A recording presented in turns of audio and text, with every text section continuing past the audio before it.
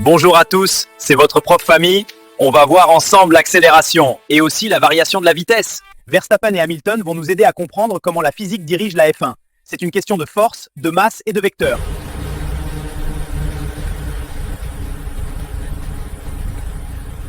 Regardez la voiture, son vecteur vitesse pointe toujours dans le sens du mouvement. Mais quand il accélère, ce vecteur s'allonge.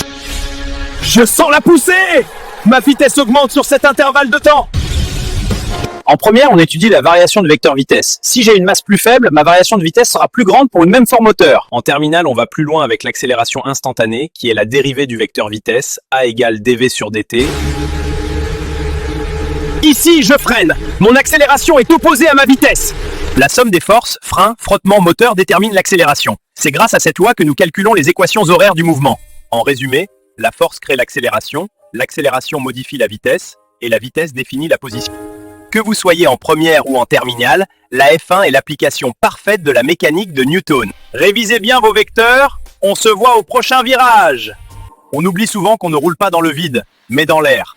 Même s'il est invisible, il provoque des forces colossales. Tout objet plongé dans un fluide subit la poussée d'Archimède. Pour une F1, elle est verticale, vers le haut, et égale au poids du volume d'air déplacé. Mais en F1, elle est négligeable par rapport au poids, car la masse volumique de l'air ρ est très faible.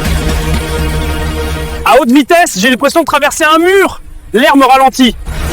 Plus la vitesse augmente au carré, plus l'air plaque la voiture au sol, permettant de prendre les virages sans glisser. En terminale, pour étudier le mouvement, on fait le bilan. Poids P, réaction du sol R et ses forces de frottement fluide F.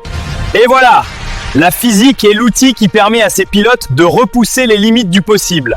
Chaque accélération est une dérivée, chaque virage est une force, et chaque victoire est une équation bien résolue. Gardez la tête dans les étoiles, mais les pieds bien ancrés sur les lois de la physique. Bon courage pour vos révisions, les champions! On se retrouve au prochain chapitre. C'était votre prof ami. À bientôt!